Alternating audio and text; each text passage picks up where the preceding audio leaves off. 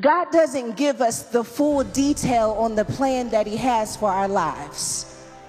God only gives us hints. He only gives us clues. Sometimes God only gives us enough to get it started, because if He gave us the full details, we would say no and never get moving. But sometimes He says, I'm just going to give you enough to get you in position so that you're too far ahead of where you used to be to go back, and you can't stay stuck there, because He's created an appetite for transformation.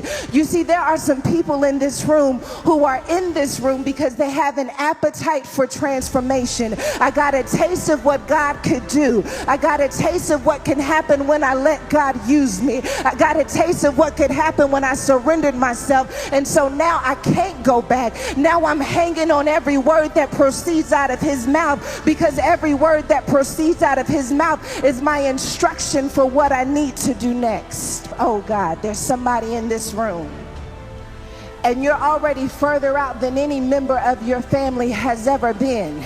And for someone, you should be satisfied with where you are, but God keeps giving you vision that there's something else left. There's something more connected to who you are. I know everyone else would be satisfied if they made it this far, but I'm crazy enough to believe that God left me in this world because there is yet more for me to do. And I would give up, but I keep giving vision. Every time I close my eyes, I have another vision of who I can become. Every time God allows me to be connected to somebody, I don't just applaud for them. I see it as a vision of what God can do in my life. You see, I shout when other people get blessed, because it's a sign to me that God is still in the blessing business. I didn't have vision until I saw you walk through that door, but now that I've seen you walk through the door, I know that it's possible. You better be careful when you're connected to someone who has vision.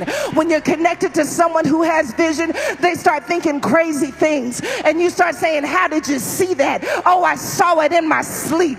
I saw it when I went into prayer. I saw it not because I saw it on television. I didn't see it on social media. God deposited something in my spirit that made me crazy enough to believe that the vision was meant to become a reality. I don't know who you are, but I want you to know you're not crazy. I want you to know that you're seeing things, but you're not crazy. I want you to know that you're seeing things, but you're not alone, that there are some other people in this room who are seeing things. If God's showing you something, I want you to make some noise. If He's showing you something that doesn't make any sense, God, you're showing me something that doesn't make any sense. It challenges everything I've ever known. It makes me believe that I could be going crazy, but God, every time I close my eyes, I still see it. What is it that you want to do with this vision?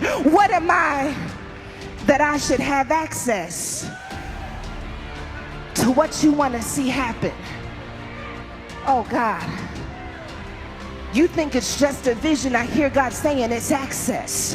When I gave you vision, I gave you access. I gave you access to what cannot be seen in this time, but what is coming in time. You can't see it right here, but if I gave you a vision, it's because it's to be manifested. Vision, vision, God, vision.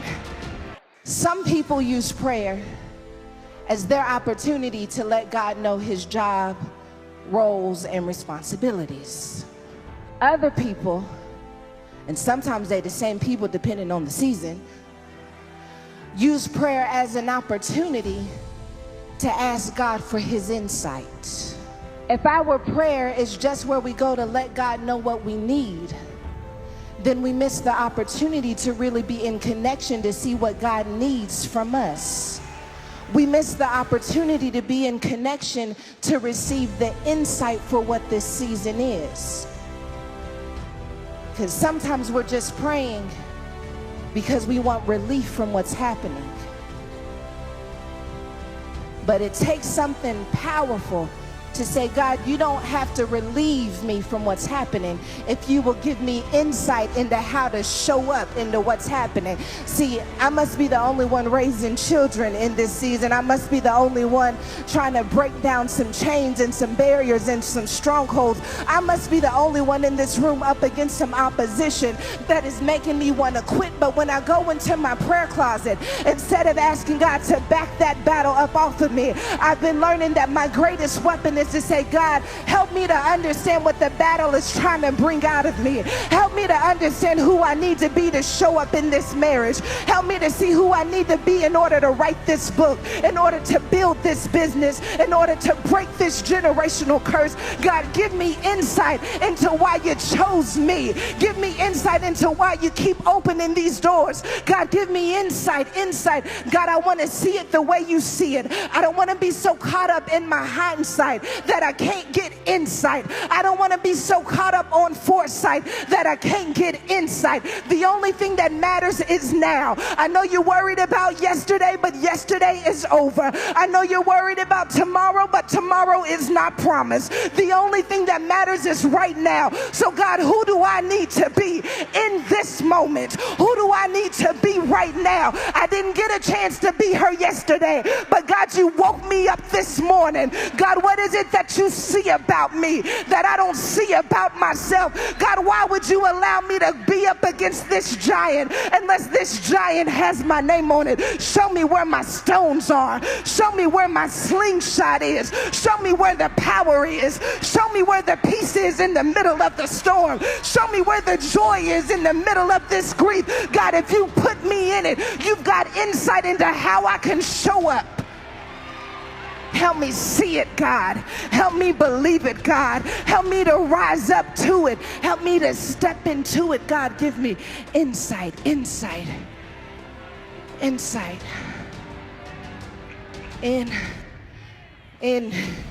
Insight, God. What's in me, God?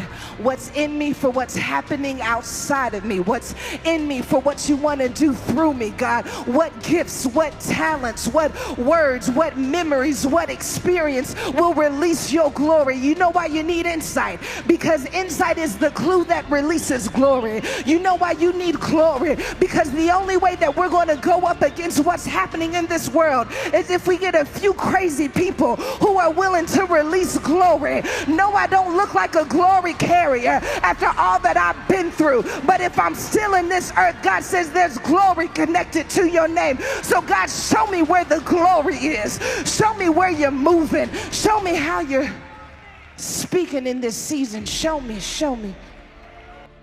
I've only known myself one way. I've only seen myself one way. But God, you're showing me something that will require me to abandon what I have held as my identity. I don't know who's in this room, but I hear God saying that if you would let yourself go, you could receive what God really has for you. If you would let yourself go, you could receive what God has already always known about who you are. There are going to be some people in this room who start moving into forbidden territory. I mean, the kind of territory that the enemy said your feet could never be on. The kind of territory where you say, people in my family say we don't do things like that, but God has given someone permission to move into some forbidden territory. I'm giving you permission to move in the industry in a different way. I'm giving you permission to change the way things have always been done. I'm giving you permission to raise up a new standard. I don't know who you are, but I hear God saying there are some change agents in this room, and God has given you permission to go into some forbidden territory. I mean, forbidden territory within your own heart, where God says, I don't want you to talk about what you do and do not do any longer. I want you to start laying hold of the liberty and the freedom that says that when I grace you and I anoint you, there is nothing forbidden. I want to rebuke every trick and lie of the enemy that has made you believe that there is a limit to who you can become. I hear God saying there is no limit. I hear God saying all you need is a word, and you can ride into forbidden territory with a word. A word is all that you need in order to kick down every stronghold, in order to break every chain. There is some forbidden territory that's had your family chained up for years. There is some forbidden territory that has kept your family from experiencing breakthrough. There is some forbidden territory that has changed the way you show up in the world. And I hear God saying that if you dare to take one step into that forbidden territory, you're going to do it it with me backing you up, that if you take one step away from the identity that everyone else has known, that you will break up the culture of the industry. You will break up the culture of your family. I don't know about you, but I am not here to keep status quo. I am here to go into some forbidden territory. We are having a meeting of soldiers because when you leave this place, you got some forbidden territory to take hold of. You've got some forbidden territory to reclaim for the kingdom of God. I won't give up. I won't back down. If I got a vision for it, it's because I'm anointed for it. And if I'm anointed for it, there is no devil in hell that can come up against what God has placed in my spirit. I just need about one or two of you to start acting like you know what this is, that you know that God is backing you up. And there are communities depending on your yes, that your family is depending on your breakthrough. And your yes means that you got to break out of your forbidden territories. Break out of the way that you think. Break out of the way that you speak. I know I haven't been speaking like that, but I'm speaking differently because there's a language connected to the territory. I know I haven't been moving like that, but I'm moving differently because there's a different way that they move in forbidden territory. I wouldn't expect the unexpected unless I serve a God who does the unexpected. So if you tell me it's forbidden, but God tells me to walk through it, I'm going to take all of my raggedy, all of my inadequacy, all of my fear, and I'm going to step into it anyway. I'm going to move into it anyway. I'm not ready, but I'm going. I don't have what I need, but I'm going. God tells Peter, rise, Peter, kill and eat. Rise, Peter, kill and eat. He's never had to do this before, but God gives him permission to rise up because it's time to kill and it's time to eat. I don't know if you know this or not, but the kingdom is in a battle right now, and the kingdom is in need of some soldiers who do not mind getting their hands dirty. I'll go into the places that the church folks won't go. I'll talk to the people that the church folks gave up on, because I've been called to rise, kill, and eat. Rise, kill, and eat. How am I going to do it? I'm going to rise up. I'm going to kill every devil. I'm going to kill every thought. I'm going to cast down every imagination. I'm going to break every chain, and then I'm going to sit down, and I'm going to feast off of what God did in my life. I'm going to feast off the transformation. I'm going to get my hands dirty, but I'm going to get it done. I'm going to go into some forbidden territory, but I'm going to get it done. This isn't a message for someone who wants to stay cute and accepted. This is a message for people who don't mind being talked about. I don't mind you not understanding who I am. I don't mind you not getting it fully. I got to get my hands dirty. I'm on a time clock, baby. You may have time, but I don't. You may have money, but I don't. I got to get it done when God says move. Rise, kill, eat. Rise, kill, eat. Rise, kill, eat. Rise, kill, eat. Rise, kill, eat. Build the family. Write the book. Save the marriage. Rise, kill, eat.